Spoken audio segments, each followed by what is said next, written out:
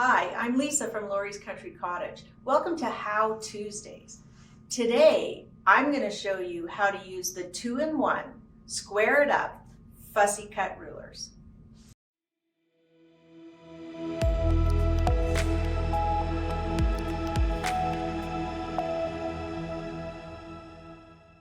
Let me tell you about the Square It Up or Fussy Cut Ruler.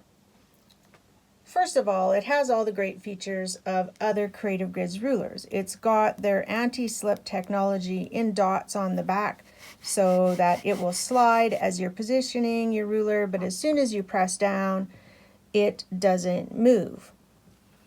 You'll notice vertical and horizontal as well as diagonal lines for lining things up and cutting.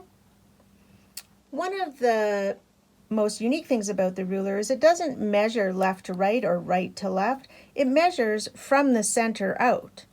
So the solid lines would be the finished size of the block. So a 1-inch block on the one line, on the 3 line would be a finished 3-inch block. And then the dashed lines are the seam allowance lines.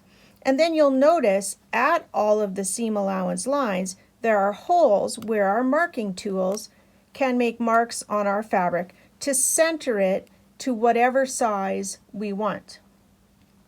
You'll also find on the ruler a QR code that gives you access to some informational videos and how-to videos. One of the things I like about the ruler is it has a 1/4-inch seam allowance line, and sometimes we're going to use that when we're fussy cutting blocks.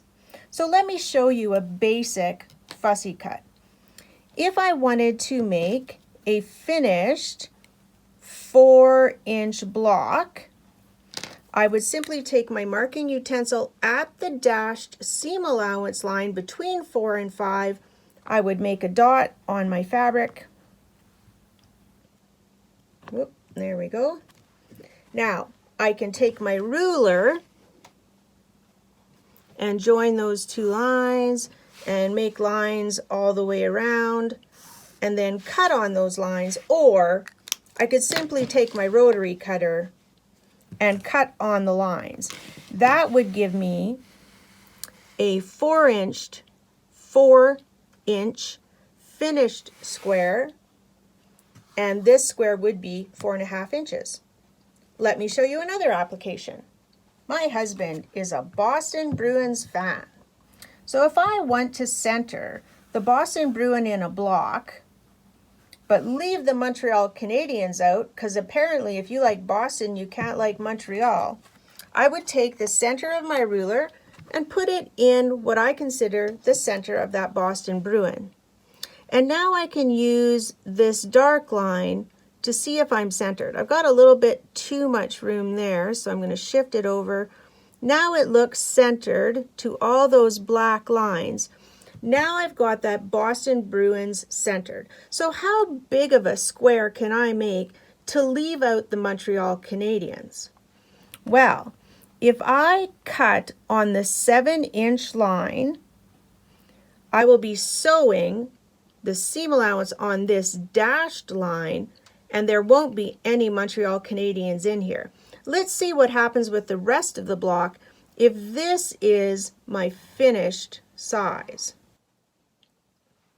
So far, so good. I've got the top of the Boston Bruins, but that's okay. Then I'm going to go around and, oh, that's great. My whole original 6 is inside. Ooh, I kind of just have this guy's nose. Can I take off a 1/4 inch to leave the nose off? Well, I would cut on that dashed line. My finish line would be 6. Oh, then I lose the words for original 6. So I'm going to stick with my original plan.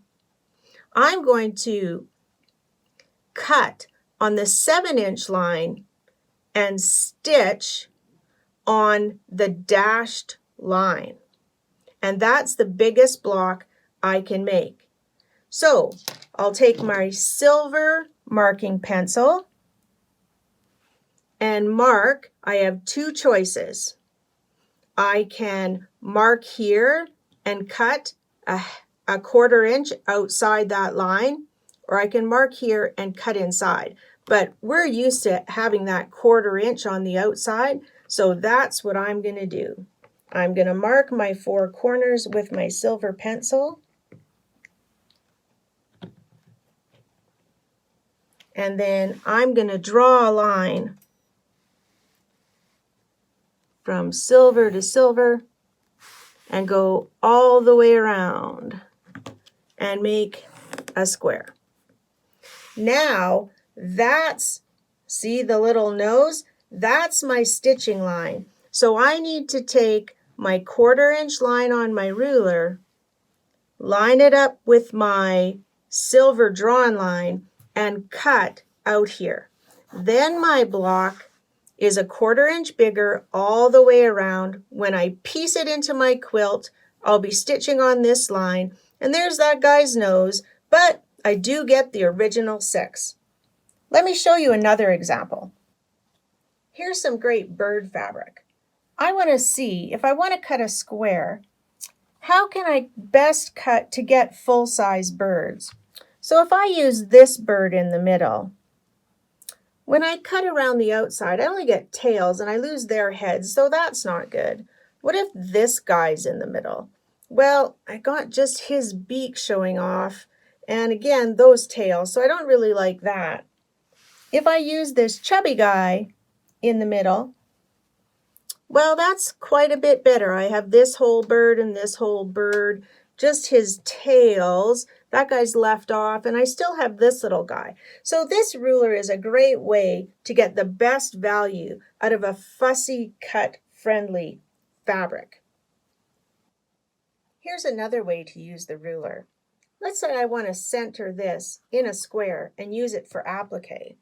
I can put the center of my ruler on. Watch where the outside of that white circle lands compared to my dark line, not quite centered. There, that's centered. Now, how big can I cut it and not have any white? Well, I pretty much have to sew on that 2 line, so I can cut on the seam allowance line. So mark my seam allowance line.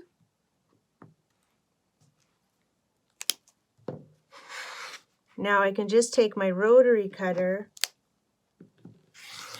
and cut all the way around on those blue lines. And I can use the lines on the ruler to help me keep it square.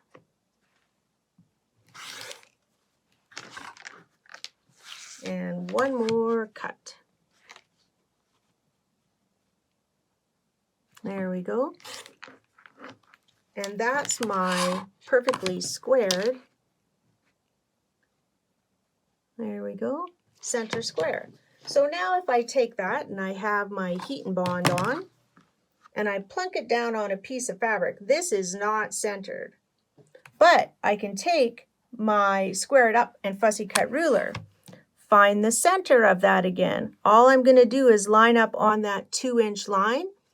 And now I can see that the biggest square I can cut is on the dashed line between 4 and 5. So I can make my block finish size 4 or smaller, anywhere I want in there.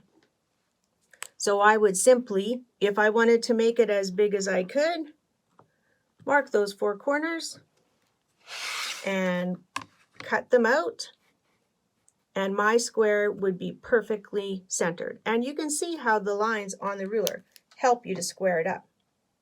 Let me show you one other great application for the squared up and fussy cut ruler. If you've ever tried to make a t-shirt quilt, you know how difficult it can be to square up the center emblem on a t-shirt. Here's a t-shirt that I'm going to use for an example.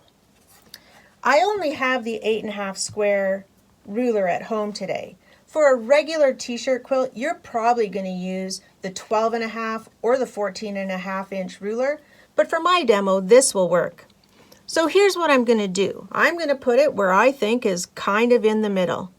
And now I'm going to measure out, and the very top is just a little bit past 6. Is the very bottom past 6? Nope, I've got it too low. Now I'm at 5.5. Where am I here? 5.5. So I feel like I've got it centered up and down. Now let's go sideways. The outside of this block is at 4.5. This one, am I going to count the hearts? I think I should. So I need to move sideways. Now it's at 5, and this is at 5. This is still lined up top and bottom. Now I've centered that design, and I can, depending on the size I want to use, mark in my corners or mark a square all the way around my emblem and cut it out for my t-shirt quilt. The Square It Up and Fussy Cut rulers come in lots of sizes, from 6.5 inches up to 14.5 inches. If you're going to do a t-shirt quilt, I suggest the 14.5. You can always go down. The 6.5 is nice if you do small applique or handwork. Well, I hope you learned something today on How Tuesday. Join me next week.